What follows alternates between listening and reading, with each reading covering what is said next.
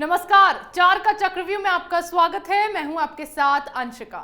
नेता हो या अपराधी, आतंकी हो या जिहादी, कौन किसके चक्रव्यूह में फंसा, इस शो में आपको विस्तार से बताएंगे। चक्रव्यूह में आज सबसे पहले बात लाउडस्पीकर के चक्रकाल में फंसे संजय राउत की, जिन्होंने अब मस्जिद की लाउडस्पीकर पर शिवसेना संस्थापक बाला साहेब ठाकरे को भी ठुकरा दिया है।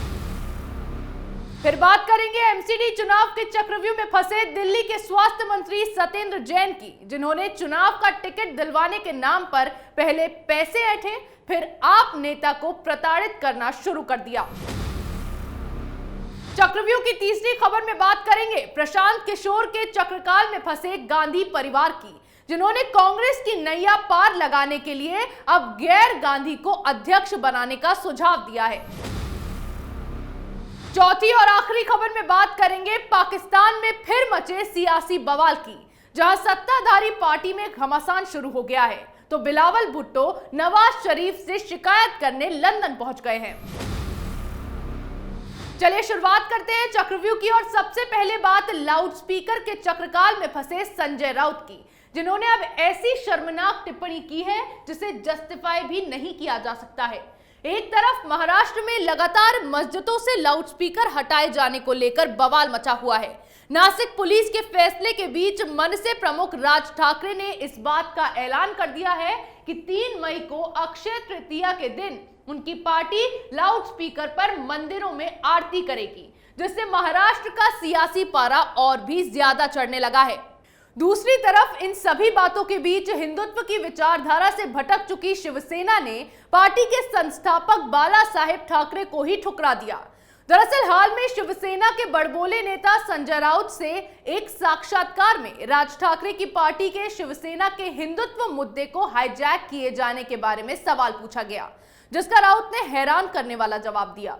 मस्जिदों पर लगे लाउडस्पीकरों के खिलाफ राज ठाकरे के हालिया रुख के बारे में एक सवाल किया गया, जिस पर प्रतिक्रिया देते हुए संजय राउत ने कहा कि बाला साहेब ठाकरे ने पहले इस मुद्दे को उठाया था। अब महाराष्ट्र नवनिर्माण सेना को शिवसेना और महाविकास आघाड़ी सरकार को उपदेश देने की आवश्यकता नहीं है। जब राउत ने ऐसा दावा किया तो इंटरव्यू के दौरान उन्हें बाला साहेब ठाकरे के 1994 में दिए गए भाषण की क्लिप दिखाई गई। इस भाषण में बाला साहेब ठाकरे ने भी मस्जिदों में लगे लाउडस्पीकरों के खिलाफ आवाज उठाई थी, और हाईकोर्ट के फैसले का हवाला देते हुए उन्होंने लाउडस्पीकर को नीचे उतारने की बात कही थी। इसके साथ ही बाला साहेब ठाकरे ने अपने इस भाषण में शरद पवार और कांग्रेस को आड़े हाथों लेते हुए कांग्रेस पार्टी को महाराष्ट्र के राजनीतिक स्पेक्ट्रम से खत्म कर देने की बात भी कही थी। लेकिन संजय राउत ने बाला साहेब ठाकरे के इस भाषण के जवाब में कहा कि मुझे ये वीडियो मत दिखाओ, मैंने उनके साथ लंबे समय तक काम किया है। साल 1994 या 1990 के बाला साहेब ठाकरे की एक बाइट दिखाना आज बेईमानी और बेकार है। जब राउत को रोकने की कोशिश की गई तो उन्होंने कहा, मुझे उनकी कोई बाइट मत दिखाओ, मैंने उनके साथ 35 साल तक काम किया है। राउत ने बाला साहेब ठाकरे की बाइट दिखाए जाने पर इस तरह की शर्मनाक टिप्पणी की है। उद्धव के नेताओं पर सत्ता का घमंड इस हद तक सिर चढ़कर बोलने लगा है कि वो औरतों के साथ तो बदतमीजियां करते ही थे, लेकिन आज समय ये आ गया है कि उद्धव के नेता पार्टी के संस्थापक को भी ठुकराने में जरा भी परहेज नहीं कर रहे हैं। संजय राउत ने अपने साक्षात्कार में जो बयान दिया है उससे उन्होंने इस बात का सबूत दे दिया कि कैसे आज सत्ता की लालसा में शिवसेना न सिर्फ अपनी विचारधारा से भटकी है, बल्कि बाला साहेब ठाकरे की भी अब शिवसेना के लिए कोई अहमियत नहीं रह गई है। ये लोग सिर्फ अपना वोट बैंक सेफ रखना चाहते हैं, जिसके लिए अगर इन लोगों को शिवसेना का निर्माण करने वाले बाला साहेब ठाकरे को भी नकारना पड़े तो उससे भी ये जरा भी परहेज नहीं करेंगे। यहां संजय राउत ने बाला साहेब ठाकरे के लिए यह शर्मनाक टिप्पणी की, तो दूसरी ओर केजरीवाल के नेताओं ने अब लोगों को चुनाव के टिकट के नाम पर ऐंठना शुरू कर दिया है। दिल्ली की केजरीवाल सरकार के मंत्री सत्येंद्र जैन पर आम आदमी पार्टी से ही जुड़े दीपक मदान ने गंभीर आरोप लगाए हैं। उनका कहना है कि दिल्ली नगर निगम चुनाव का टिकट दिलाने के नाम पर जैन ने उनसे 1 करोड़ 15 लाख रुपए ऐंठ लिए, उन्हें प्रताड़ित किया जा रहा है। साथ ही जैन टिकट के लिए 1.5 करोड़ रुपए की डिमांड कर रहे हैं। मदान अपने फेसबुक अकाउंट से 20 अप्रैल को 6 घंटे से ज्यादा समय तक लाइव रहे। इसी दौरान उन्होंने यह आरोप लगाया, ये लाइव उन्होंने जैन के घर के बाहर धरना देते हुए किया। दीपक मदान का कहना है कि वो सत्येंद्र जैन को 2020 से जानते हैं। जैन ने इस बार के एमसीडी चुनाव में उनको टिकट दिलवाने का वादा किया था, लेकिन पिछले दिनों जब एमसीडी के चुनाव टल गए तो सत्येंद्र जैन के गलत इरादे उनके सामने आ गए। उन्होंने बताया कि जैन ने उन्हें मार्केट में टिकट का रेट 2 करोड़ रुपए बताया और केवल 1.5 करोड़ रुपए में एमसीडी की टिकट दिलवाने का वादा किया, जिसके बाद मदान ने सत्येंद्र जैन को 1 करोड़ 15 लाख रुपए दिए, लेकिन चुनाव टल जाने के कारण बाकी के 35 लाख रुपए मदान ने नहीं दिए। इसको लेकर जैन ने मदान के साथ बदतमीजी करना शुरू कर दिया। मदान ने आगे बताया कि अब वो चुनाव नहीं लड़ना चाहते हैं, वो अपना 1 करोड़ 15 लाख रुपए वापस चाहते हैं क्योंकि उनके पास अब पैसे नहीं बचे हैं। इतना ही नहीं, आप कार्यकर्ता ने यह भी बताया कि वो अब तक 3 बार सत्येंद्र जैन के घर जा चुके हैं। इस सिलसिले में उन्होंने अरविंद केजरीवाल से मुलाकात करने के लिए उनके पीए को भी मैसेज किया था, लेकिन उसका भी कोई जवाब नहीं आया।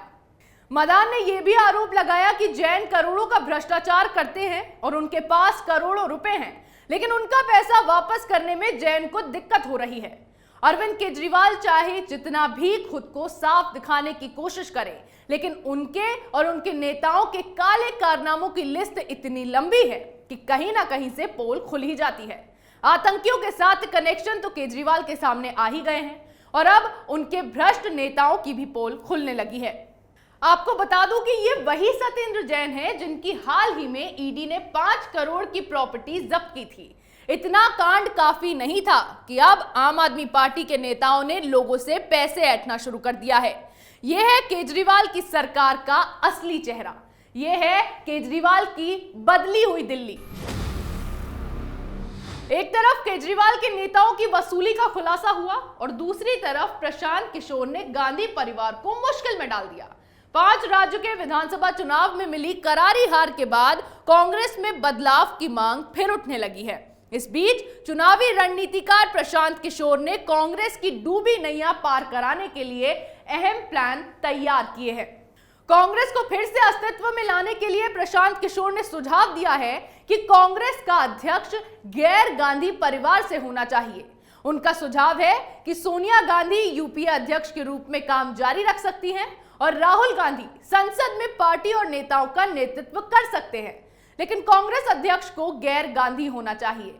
उन्होंने कांग्रेस पार्टी के लिए इंडिया डिजर्व्स बेटर जैसे अभियान का भी प्रस्ताव पेश किया है।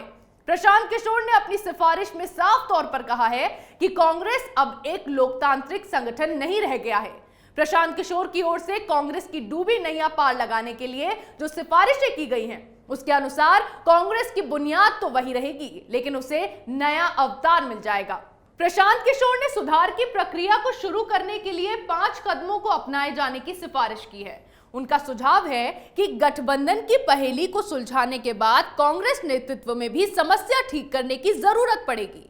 प्रशांत किशोर ने जो सुझाव पेश किया है और जहां तक हमने देखा है, ऐसी ही कुछ मांग यूपी विधानसभा चुनाव में कांग्रेस का सुपड़ा साफ होने के बाद पार्टी के G23 नेताओं के दल ने भी की थी। लेकिन अब सबसे बड़ी मुश्किल तो सोनिया गांधी के लिए खड़ी हो गई है, क्योंकि अपने लाल राहुल गांधी को बचाने के लिए वो हर बार इस बात को टालती रही और अध्यक्ष पद से इस्तीफा देने के बाद भी राहुल गांधी पार्टी के अहम फैसले लेते रहे।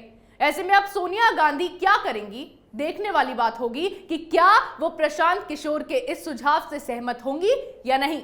वहीं प्रशांत किशोर ने इसी तरह बंगाल में भी टीएमसी के लिए जब चुनावी रणनीति बनाई थी तो पार्टी में बगावती सुर उठने शुरू हो गए थे।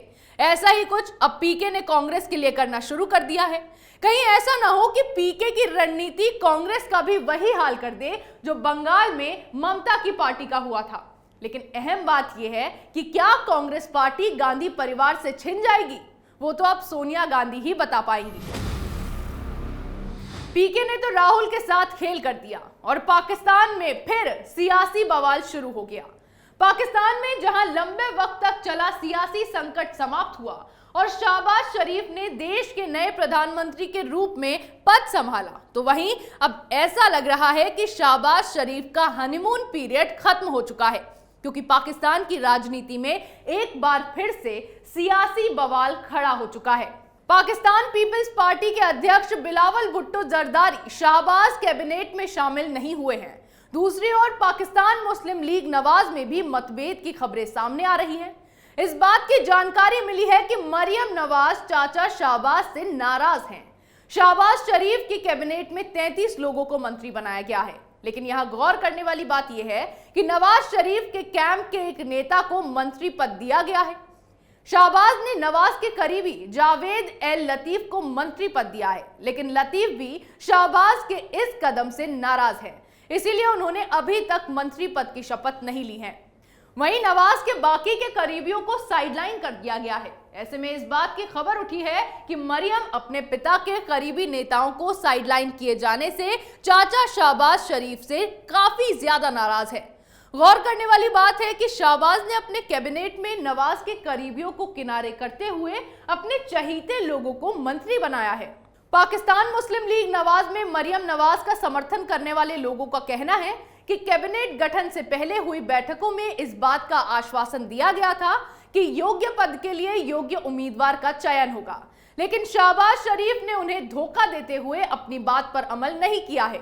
इन लोगों ने कहा कि शाहबाज ने सरकार बनते ही अपने करीबियों को इकट्ठा किया और उन्हें कैबिनेट में जगह दी। वहीं पाकिस्तान मुस्लिम लीग नवाज में बवाल के बीच बिलावल भुट्टो ने भी अपने तेवर तल्ख कर दिए हैं।